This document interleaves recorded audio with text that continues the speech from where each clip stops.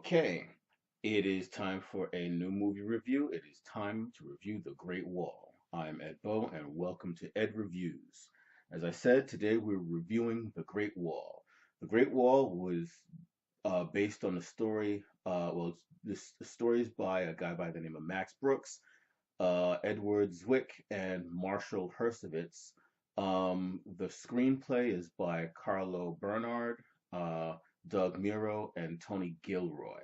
It's directed by Chinese action film director Zhang Yimou, and it is an action adventure monster movie.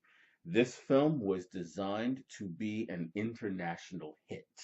It's a collaboration between Western film studios and Chinese film studios with a obviously a Western script, one Western star, one Western star in the lead, two other Western stars in supporting cast, and everyone else in the film is Chinese. It was shot in China with a primarily Chinese film crew. Um, the film is set, as I said, in China. It's set in medieval China during the Song Dynasty. It's set mostly on and in the Great Wall of China, which in this film is presented as being a massive fortress. So, the characters. Matt Damon plays a European mercenary in China for reasons that are not necessarily altruistic. Chinese actress Jing Tian plays she is the true co-star of the film. She's not a secondary part. She's the true co-star. She plays what I could best describe as a bungee warrior. She's one of the warriors who serves in this fortress that is the Great Wall. Uh, Pedro Pascal plays another European mercenary who's teamed with Matt Damon. He is presented in the posters as if he's the true co-star, and as far as the action sequences go, he is. But as far as the story goes, he's not. Chinese actor Andy Lau plays the Great Wall's chief strategist, who is actually in the film more of a scientist. Willem Dafoe plays another older mercenary from Europe, and Chinese actor Liu Han plays a young soldier who befriends Matt Damon's character over the course of the film. Okay, so Act One just shows you how Matt Damon and Pedro Pascal wind up at the Great Wall of China in the middle of a big monster siege. It establishes the characters' motivations and the stakes of the film with some fairly entertaining action sequences, and it doesn't really skimp on character, but it's kind of action movie character. It's well done, but it's an action movie, not a drama. This is not Crouching Tiger, Hidden Dragon. Um, the Act Two, the middle of the film, the action intensifies as it should, and the characters are presented with fairly important choices that must be made. A good amount of the deeper characterization is here. Again, this isn't a drama and it never tries to be. It's an action movie and the action is well done. It does intensify. It's a pretty good act two. And finally, of course, you have in act three, the stakes are raised, the choices that had to be made are made, and we get to have a big, fun final battle. And at no point in time through any of the three acts does the film actually ever really drag, nor is it it's not blazingly fast paced. It's a moderately paced modern action movie.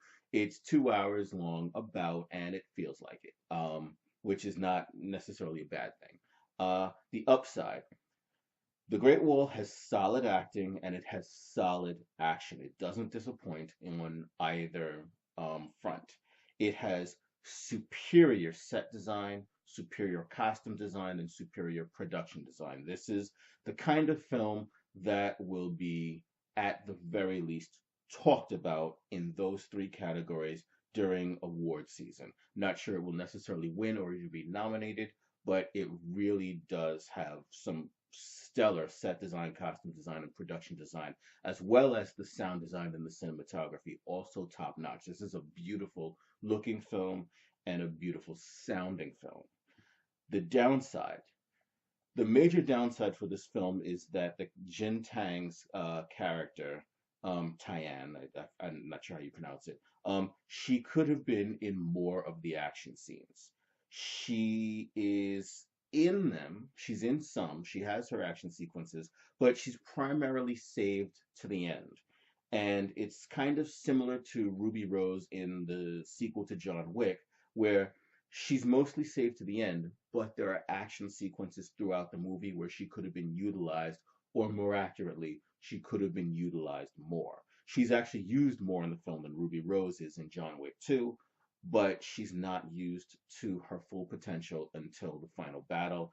That was a little disappointing given that story wise, as I said, she's the co-star. She's as important to the film as Matt Damon is. Action wise, Pedro Pascal is the co-star. In terms of the action sequences, he gets much more action and he gets more of the spectacular action than she does until the end. Um, my score is a nice even 4 stars. It is a very entertaining movie that hits on all cylinders, but it just has that one point where the co-star isn't beefed up as much as she should have been. Other than that, it hits on all cylinders. It's a great looking film, great sounding film. Do not regret having paid full price to see it in theaters. It is a visual spectacle. 4 stars for The Great Wall. If you like this video, please hit the like button. If you really like this video, please hit the subscribe button. And if you really like this video, hit the share button, share it with your friends. Thanks for watching. I'm Ed Bo. This is Ed Reviews.